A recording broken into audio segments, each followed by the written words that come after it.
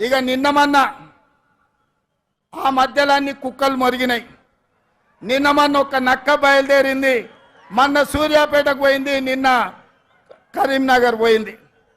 ఆయన అంటుండు నన్ను ఏం బిక్తారు మీరని. మొన్న మాట్లాడింది మీరు చూసి ఉంటారు, కేసీఆర్ గారు మాట్లాడింది, నా ఎంటిక కూడా బీకలేరని మాజీ ముఖ్యమంత్రిగా మాట్లాడిండు. ఇది మాజీ ముఖ్యమంత్రి మాట్లాడే భాషనేనా?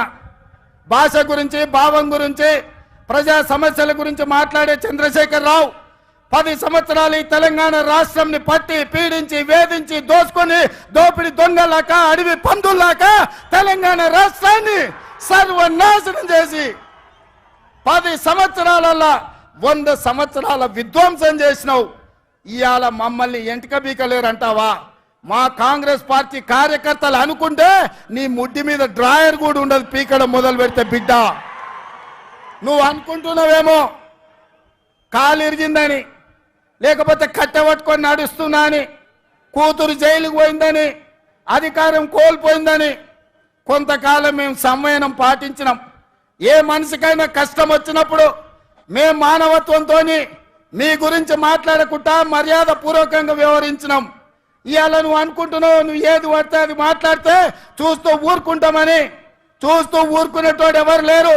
నేను పెద్దలు జానారెడ్డి గారి లాగా కాదు, నేను రేవంత్ రెడ్డిని బిడ్డ.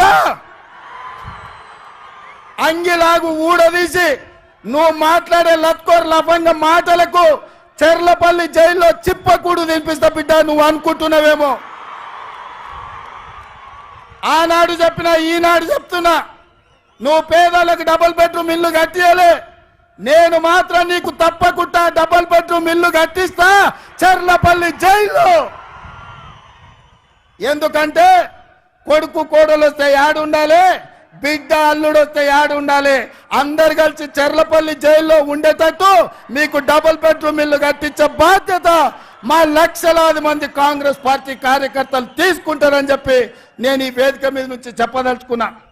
అందుకే మిత్రులారా, మీరు ఆలోచన చేయండి. డిసెంబర్ 7 నాడు మనం అధికారం చేపట్టి డిసెంబర్ 9 నాడు ఆడబిడ్డల కార్తీసులో ఉచిత ప్రయాణం, రాజీవ్ ఆరోగ్యశ్రీ ద్వారా ప్రతి పేదవాడికి 10 లక్షల రూపాయలు ఉచితంగా వైద్యాన్ని అందించే నిర్ణయాలు తీసుకున్నాం. ఇదే కాదు, మా మిత్రుడు పెద్దలు పట్టి విక్రమార్క గారు ఆర్థిక సమస్యలు, రాష్ట్రం సంక్షోభంలో ఉంటే, జీతభత్యాలు ఇవ్వలేని పరిస్థితిలో రాష్ట్రం ఉంటే ప్రభుత్వ ఉద్యోగులకు అదేవిధంగా పెన్షన్దారులకు 1వ తారీఖు నాడు జీతభత్యాలు ఇచ్చి రాష్ట్ర ఆర్థిక పరిస్థితిని గాడిలో పెట్టిండు. ఇదే కాదు, ఆడబిడ్డలను దృష్టిలో పెట్టుకొని కట్టెల పొయ్యితోని కన్నీళ్లతోని ఆడబిడ్డలు కష్టపడుతుంటే వాళ్ళ కన్నీళ్లు తూడవడానికి సోనియమ్మ మాట ప్రకారం 500 రూపాయలకే ఆడబిడ్డలకు సిలిండర్ ఇచ్చి ఆడబిడ్డల కష్టాలు తీర్చినాం.